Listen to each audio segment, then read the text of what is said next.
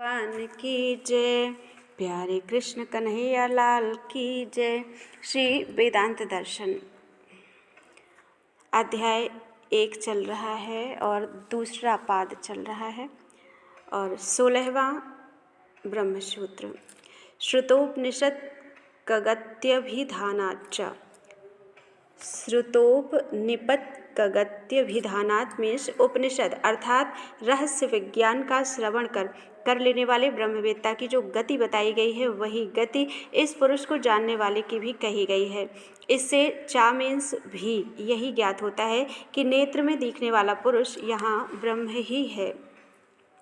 व्याख्या। इस प्रसंग के अंत में इस नेत्रांतरवर्ती पुरुष को जानने वाले की वही पुनरावृत्ति रहित गति अर्थात देवयान मार्ग से जाकर ब्रह्मलोक में ब्रह्म को प्राप्त होने और वहाँ से पुनः इस संसार में न लौटने की बात बताई गई है, जो अन्यत्र ब्रह्मवेत्ता के लिए कही गई है।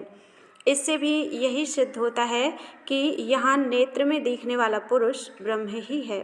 संबंध। यदि इस प्रकरण में नेत्र के भीतर दिखाई देने वाले प्रतिबिंब नेत्रेंद्रिय के अधिष्ठाता देवता अथवा जीवात्मा इनमें से किसी एक को नेत्रांतरवर्ती पुरुष मान लिया जाए तो क्या आपत्ति है। इस पर कहते हैं अनवस्थितेर संभवाच्च नेतरः। 17वां महासूत्र।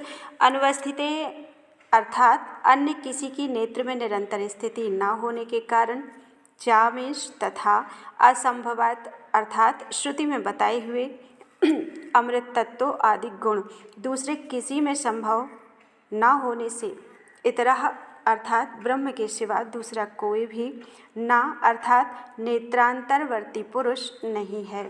व्याख्या। छाया पुरुष या प्रतिबिंब नेत्रेंद्रिय में सदा नहीं रहता। जब कोई पुरुष सामने आता है तब उसका प्रतिबिंब नेत्र में दिखाई देता है और उसके हटते ही अदृश्य हो जाता है।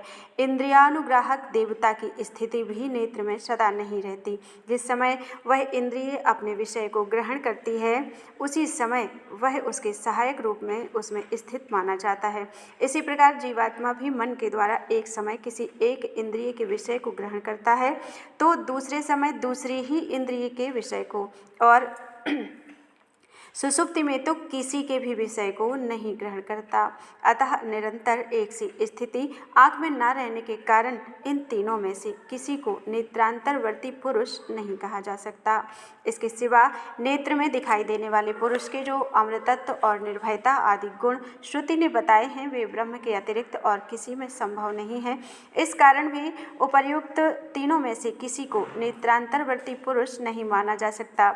इसलिए परब्रह्म परमेश्वर को ही यहाँ नेत्र में दिखाई देने वाला पुरुष कहा गया है, यही मानना ठीक है। संबंध। पूर्व प्रकरण में यह बात बताई गई है कि श्रुति में जगह जगह ब्रह्म के लिए भिन्न भिन्न स्थान आदि का निर्देश किया गया है। अब पुनः अधिदैव अधिभूत आदि में उस ब्रह्म की व्याप्ति बतलाकर उसी बात का समर्थन करने के लिए आगे का प्रकरण आरंभ किया जाता है। बोलो वृंदावन बिहारी लाल की जय। त्वदीयं वस्तु गोविंदम तुभ्यमेव शम।